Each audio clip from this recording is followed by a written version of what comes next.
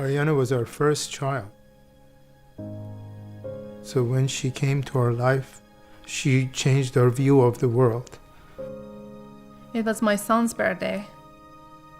Ariana said, "Mom, I'm really not feeling good. I have a very bad pain."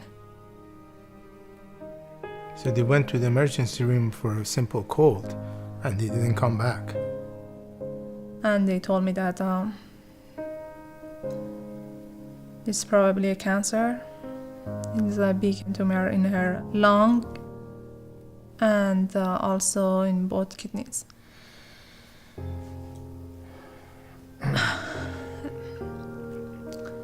I asked them the dimensions of the tumor, and it was huge.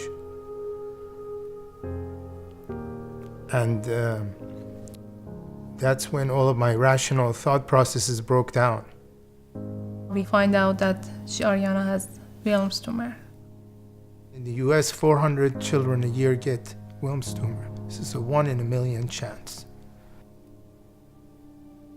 But at the same time, we happen to live in an area that the world expert on this specific kind of tumor is close by. Ariana has a type of kidney cancer called Wilms tumor, which is the most common kidney cancer we see in children. And they had such tremendous success initially with the initial chemo that they were doing. The tumor shrank by 90% that we said, well, that's it, we're finished. Some Wilms tumors behave in a very favorable manner, and other Wilms tumors behave more aggressively. Unfortunately, that's the type of Wilms tumor that Ariana had. The next second, the floor goes from underneath you and you're falling down and you're in panic mode again. Cancer has adapted itself to the medicine and is now growing even more rapidly. We realized that we had to shift gears and change therapy.